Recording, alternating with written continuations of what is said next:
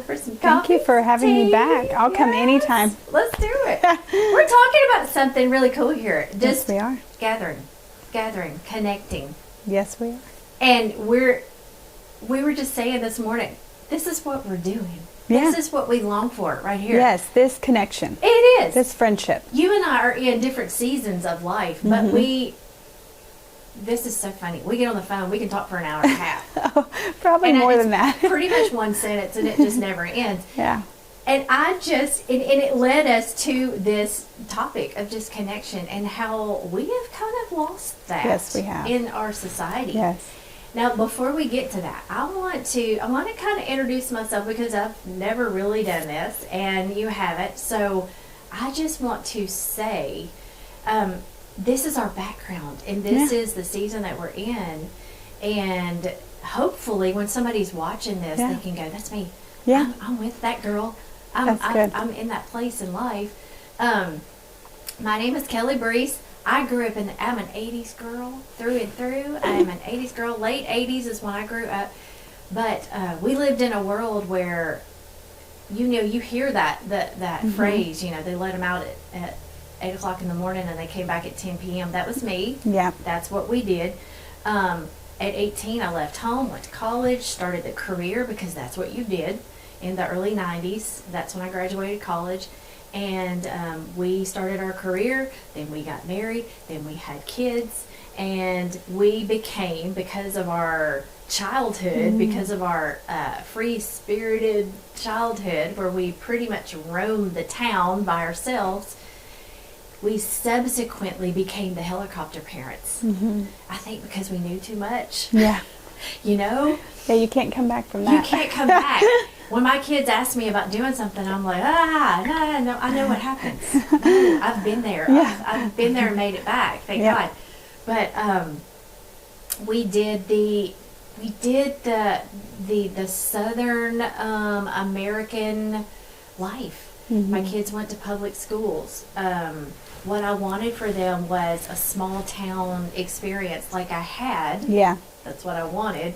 And for the most part it was. I'm thankful for that. Thank God they made it through before everything went a little crazy. But I wanted that small town. I wanted the Friday Night Lights excitement, that they would feel with this little bitty school. And I was about 20 years past due on that. But they did make it through, and they had a fairly good experience. I don't have a lot of regrets. I would probably do things differently now.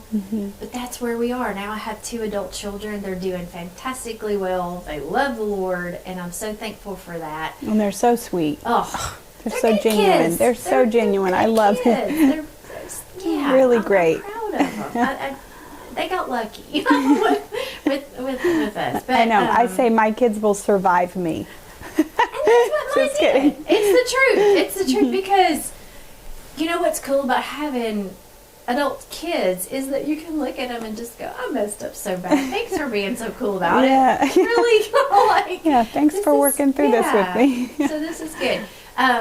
Married my sweetheart, and we've been married 28 years, and it's amazing, and he is my best friend, and got into television production, did that for 27 years on marriage, 28 years in television, and now I'm looking at the other side of it, and it's incredible.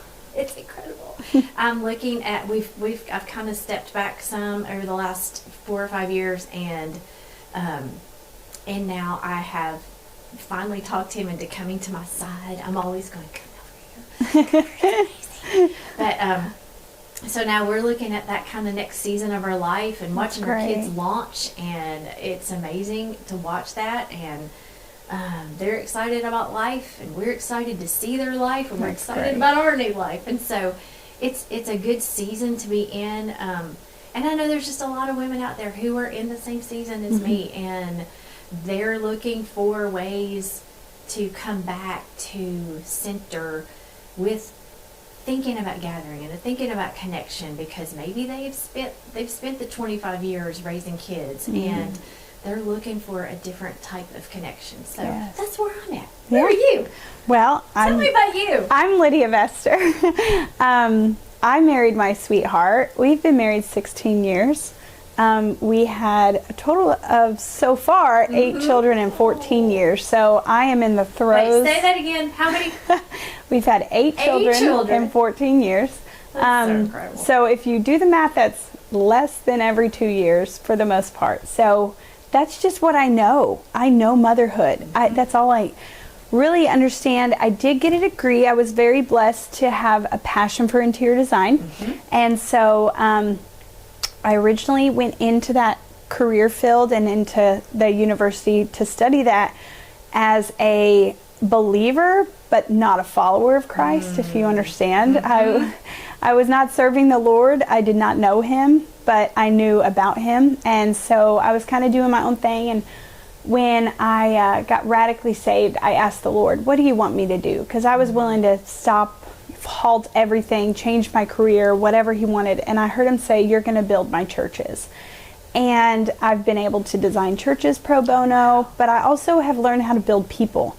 And I think that's what he meant. A lot of what he meant was build people, encourage people, build them up, And I mean, the first time we really talk about someone being the church is Peter, And Jesus sat there and renamed him Petra, which means rock, which we know is Peter. And he said, on this rock I will build my church, and the gates of hell will not prevail. And I remember Jared had a dream once. That's my husband. He went to Bible college with Tennessee School of Ministry, and he's an evangelist, so he's ordained.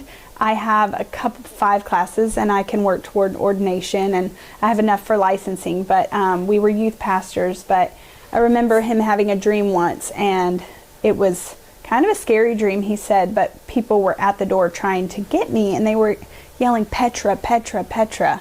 And I don't think he really knew the significance, but the Lord had already revealed to me about, building the church. And so I kind of took that as like, I'm going to have some opposition. And I have. Our last podcast, I talked about us losing our son, Elijah. But that opened my heart to my love for children and babies. And so we've had 3 little boys, and we could have more. It's all up to the Lord at this point. But I think just learning how to be there for people, I really learned through losing Elijah how much we need that and how much people were there for us. Yeah. And so I think the problem with this generation of the helicopter moms and the families is we went from like this extreme of letting our kids go out into the world to the opposite of the pendulum, and we brought them all in, which meant we cut out community because it was our family, which is such a blessing to build that in our family, because I don't think we had it as much in our childhood, that like closeness to our family, and our kids are getting it. So like there's 2 extremes, but I think when we pulled them in, we cut out community. And so I think you and I are here to say, let's bring it back together. Absolutely. In honoring the Lord. How do we do it to honor the Lord? How do we do it where we're not extreme? The Bible talks about moderation. So I think learning how to do it, the how-to of gathering, and the how-to of not having a specific idea of what it should look like. An ideal. Because this is gathering. We have to live up to. I think we think it has to be a large group. I think we think it has to be a lot of people, or and your home has to a be certain perfect. way. Yes, and your for sure. So I look back on it and I think of what has social media done? Well, what has social media not done to us? But one of the things is that it has created this ideal that none of us can live up to. Yes, and we have a gazillion pins of what our home should look like. Or screenshots. Yes. Oh, yeah. I can just show you all the screenshots. Before I should invite anyone over. Yes. And we're now learning. I think people have gone full circle on that. And it's like you said, you have a gathering every night when you have dinner because of your family. Yeah, it's just always volume. And we had that for a long time when our kids were at home. So I'm learning now that now that my kids are launching, that I have to be so intentional about this next season, because it's too easy not to do it, Yeah. not to gather. Why do you think people don't? What do you think are the main reasons that people don't? I think hurt. I was thinking about that on yeah. my way here. I have some friends that have been hurt by other friends, or I've been hurt by friends. I think we're also really picky about our friends.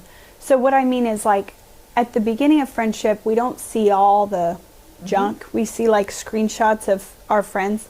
And then as we get to know them, we start seeing things, maybe that's not my favorite. And I think we are like almost pushing that away because we want this like perfect friendship. I know that seems like extreme, but we're not perfect friends. Yeah. Like, my friends have seen me in my worst and they've seen me in my best. And I think we need to learn how to allow the Lord to heal that hurt and allow the Lord to let us see with his eyes those friends, because we're going to see their true hurt. We're going to see their true pain. We're going to see them for what they are, and the Lord sees them for what they are.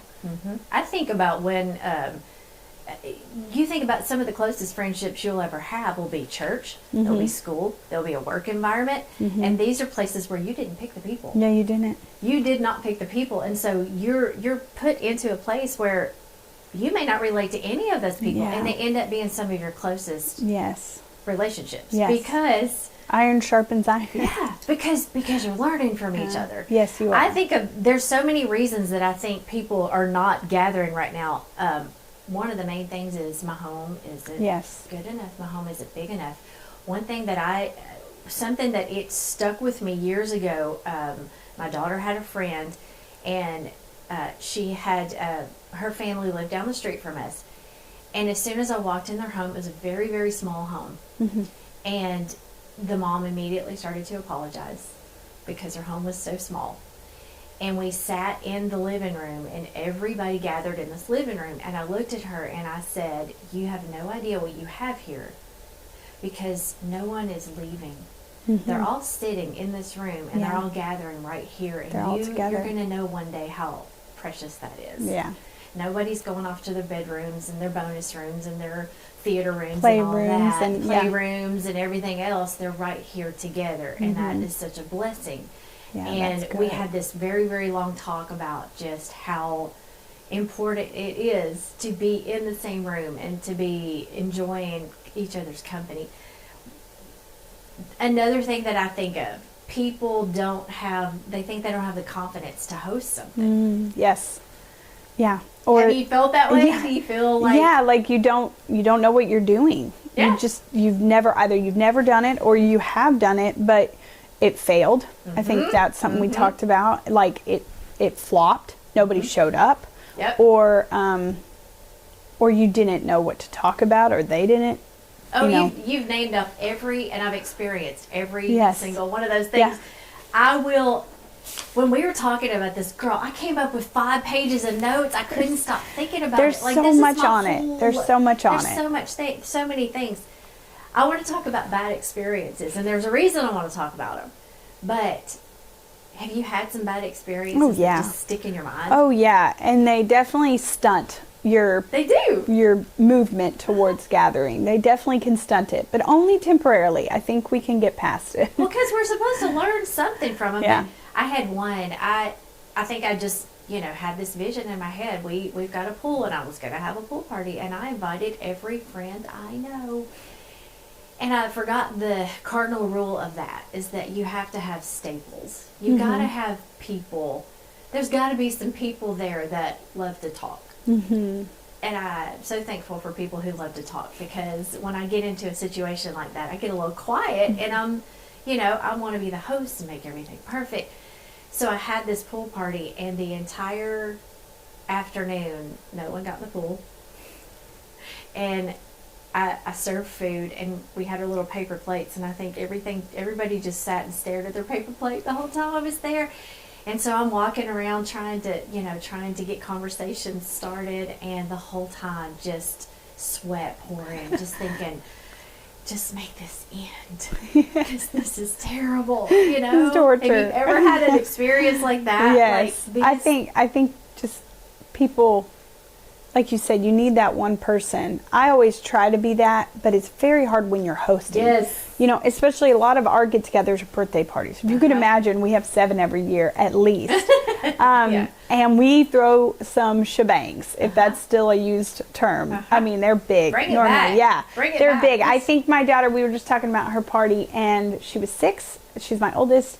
And 125 people came. And believe it or not, I was prepared. I don't know how. I just had so many can't even RSVPs. imagine. I thought, we're going to feed a lot of people. And we straight up cafeteria styled, had these big old pans of food, and just were, you know, just feeding everybody. And we had a grand time. But we have never had that kind of, you know, grandeur of people showing up. Because normally you cast, I always tell my kids, cast a big net, because not everybody can come. Sure. Like, invite all the people.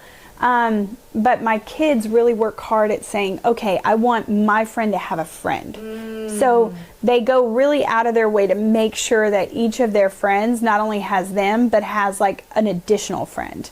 Because there are times where you don't want to be rude to one group and you end up over to the other group or with the other friends to make sure they feel welcomed and enjoyed, and then that friend's just sitting there with no one. So that's a really good thing to make sure you always, you know, not always, there are going to be times where you start a new life group or you start a Bible study and it's with people who don't know each other. And what you had mentioned in those wonderful notes was like reading their Facebook posts, things like that. So the Lord uses, I believe he uses the Facebook algorithms. I know that most of us are like, you know, Facebook's not good, but I do believe there is some bad, and that is the fact that it gives us a false gathering. So because I've read all your information, I think we've gathered. You know what I know what you're going through. I know anything about me. Yeah. Yes, I see your posts. I think, okay, we're connected. When really a like is not a connection. A love is not a connection. Right. When I just hit the love button, I try to comment or whatever. My point is that there are those aspects, but the other side is that when I see you, I really think the Lord uses it, because I'll be like, hey, I just saw your son graduated. Did he end up going to this university that he had? And that was months ago she posted it. And the Lord will just use those couple times that I was on Facebook. I have a limit on Facebook. Yeah. So I get like 30 minutes a day tops.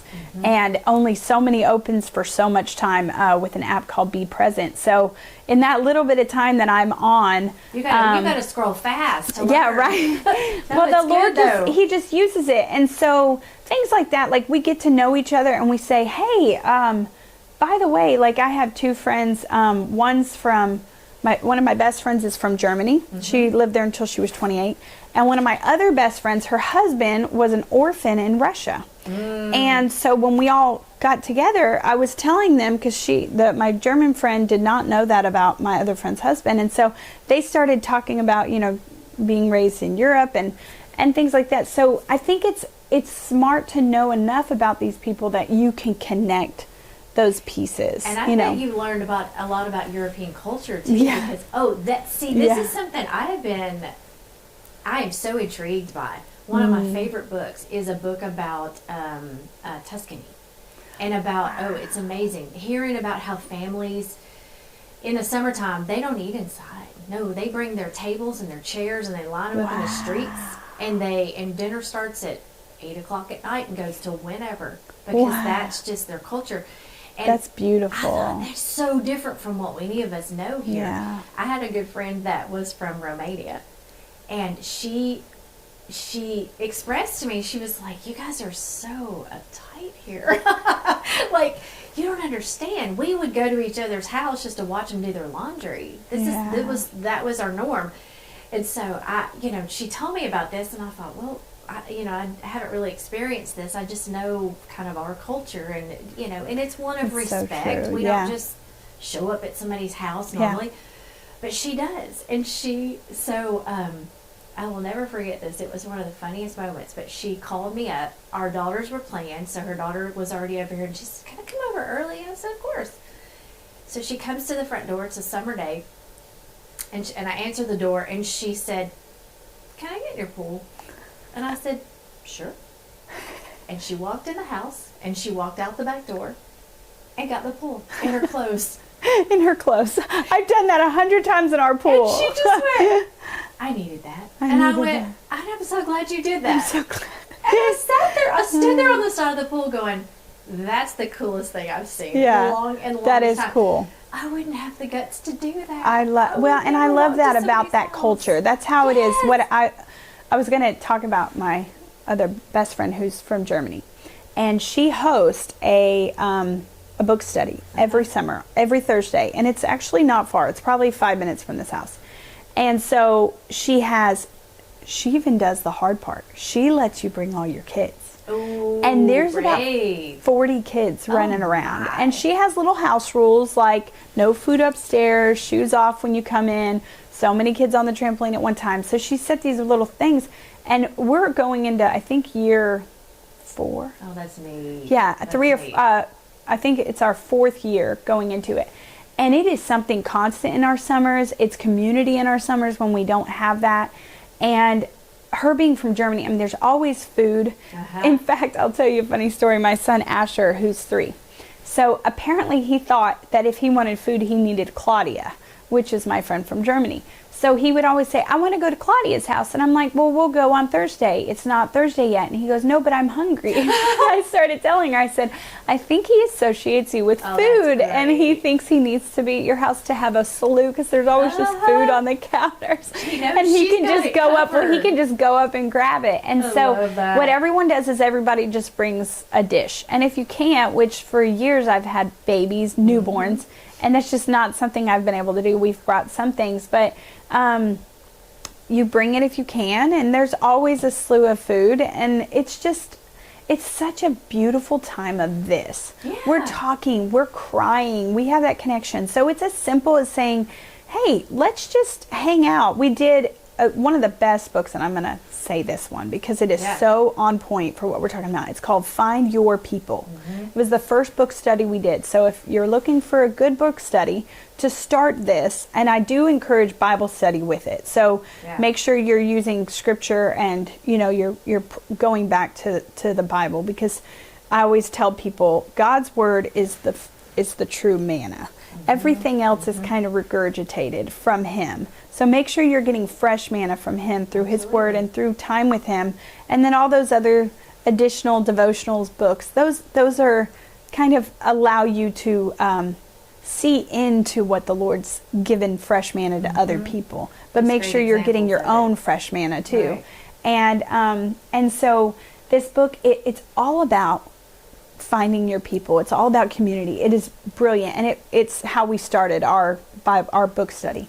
And one thing I remember, I told you this on the phone, is they looked into this village. I believe it was in Africa, and she talked about it in her book. And all the women would go down to the river to wash their clothes, and they all went together. Well, electricity came through that area, and they all started slowly getting washing machines. Well, depression, anxiety, stress, all those things that nobody wants in their life, those are the unwelcomed guests, right? We welcome guests, not those, just took over.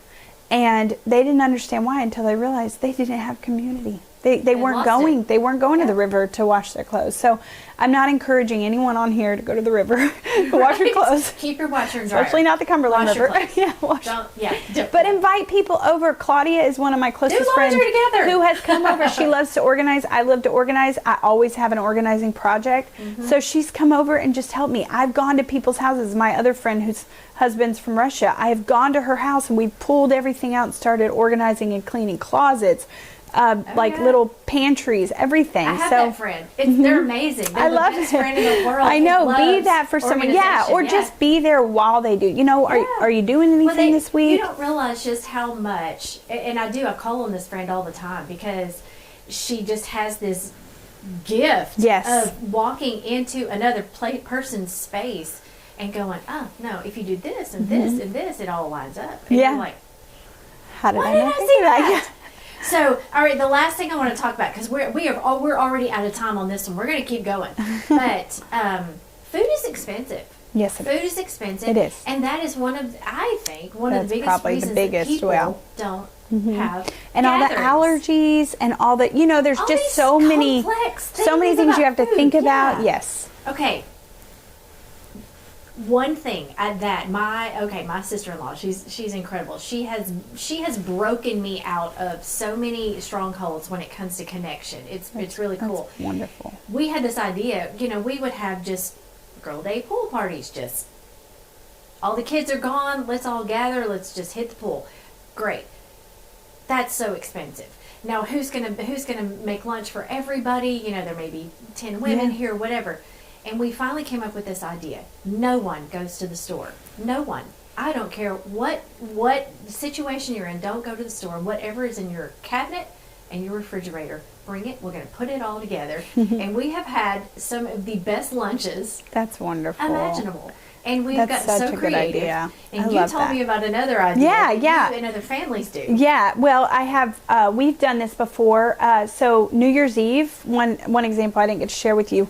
We always go to a friend of ours. Her parents own the gymnastics that I grew up going to. In fact, I rolled his house when I was Of course. younger. So this is like Yeah. a full circle family connection where they are some of our best friends. We go over there during snowstorms.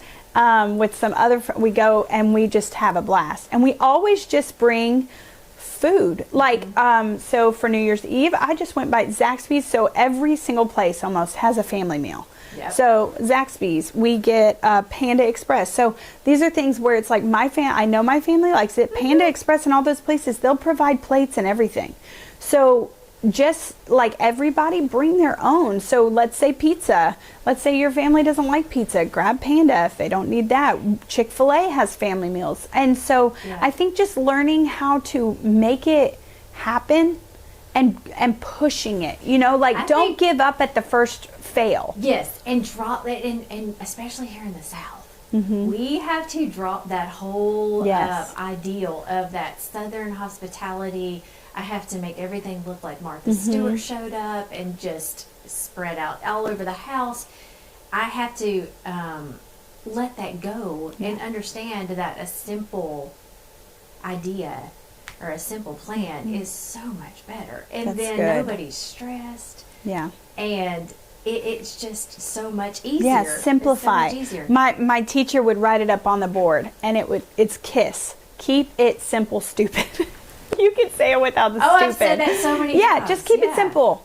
Like, just make it happen. Yeah. Whatever it takes. People aren't expecting you to feed their whole family. Especially, most of my friends have a slew of children as well. And I don't know what they like. I try. We've made chicken salad, you know, canned chicken, and we make a chicken salad. We try to feed everybody and buy little snacks. But then you don't know if they have allergies and things like that. So there's no shame in saying, you know, we also have a pool. We're replacing the liner. Unfortunately, it went this winter. The ice just took it out. And my kids are all talking about, I can't wait. We're going to have so many people over. And that's really when we host the most.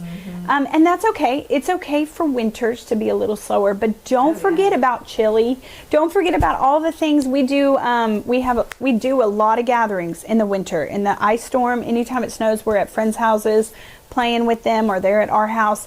So there are a lot of, there's a lot of opportunities. There's always an opportunity. Yes, that you can make it fun. And I think most of the time I say yes for my kids, you know, because I know how much they'll enjoy it, when really I just want to cozy up and do a project at home. I'm always organizing or cleaning or putting up wallpaper. Well, I think that's the trick, is to keep it as simple as possible. That way we're always willing and we're always ready to go for a connection and for some kind of gathering. Let's keep this going. All right. We're going to end right here, and then we're going to keep this going because we have so many good suggestions. Yes, I'm excited.